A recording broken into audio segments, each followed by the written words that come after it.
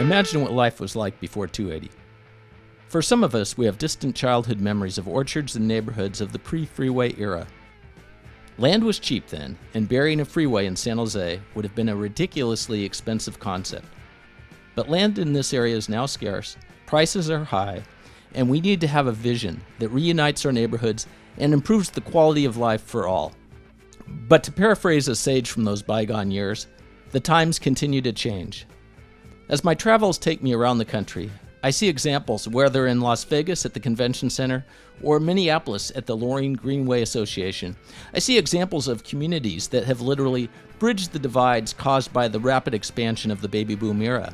This video will look at examples where communities have capped freeways, recaptured airspace, and effectively created new land. First, let's move up the coast to a pioneering project in Seattle and the Freeway Park, conceived of in the late 1960s and opened in 1976. This park, built over I-5, was financed through a combination of local bonds, state and federal highway funds.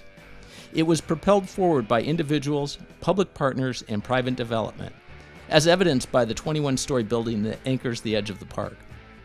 One of the innovative things about this is it embraces the idea of decoupling parking from living spaces, as leaders saw the importance of reducing pollution by keeping cars away from the downtown core. Trenton, New Jersey found that by covering the freeway and exposing the river shore, they had new development and they increased the value of the existing homes and the lots because they suddenly had a view of something other than traffic. This $150 million project created a 6.5-acre park. In New York City, where land is in limited supply, there are many examples of using airspace to create new land, such as at the Rockefeller University. Here, they even built student housing over FDR Drive. Hudson Yards in New York City is building a platform over an existing railroad yard that will feature more than 17.5 million square feet of commercial and residential space.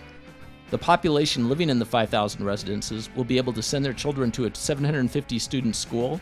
They'll be able to avail themselves of 14 acres of open space. Related Companies is building this $20 billion project, and soon will be bringing their expertise to the city of Santa Clara with the City Place, which is being built on old landfill.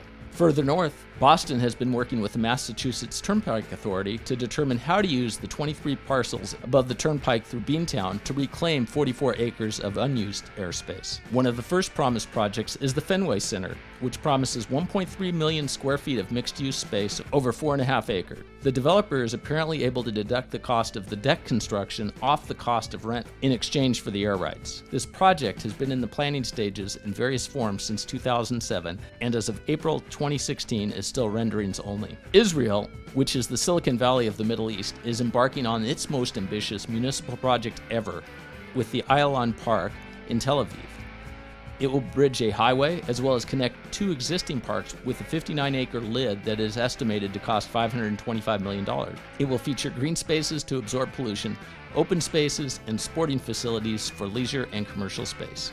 Coming back to the heart of the United States, sprawl-happy and car-happy Dallas proved it could reunite neighborhoods with the construction of the 5.2-acre Clyde Warren Park. Conceived of in 2002, construction began in 2009 and was completed at a cost of $110 million. Almost half of this funding came from privately raised funds. It is owned by the city, but is privately managed. In Hollywood, a 30-year-old idea is slowly making progress. What is interesting to note that it is estimated to cost twice as much for an area that is 2/3 the size of the Ayalon Park in Israel. There are many more examples that could be provided, but the important takeaways for those of us wanting to reunite both sides of 280 is that these projects require long-term planning. They tend to be community-driven with a variety of stakeholders that include local citizens, developers, cities, states, and government agencies. It is going to require a long-term vision and a true team effort to unlock the inherent value of the air rights over these public spaces. By providing a relatively large area, we have a blank canvas to improve the quality of life in an area that was built out decades ago. And of course, the big hurdle always is funding, but there are many sources if we just get creative and we just look at it with a long-term vision. So capping 280 isn't a new idea. In 2002, the city of San Jose considered a feasibility study to understand the possibilities and how it might be funded. Now, with such great demand for the limited land we have and the massive changes we are seeing in terms of growth in this area, it is time to revisit the feasibility of reuniting the north and south sides of 280.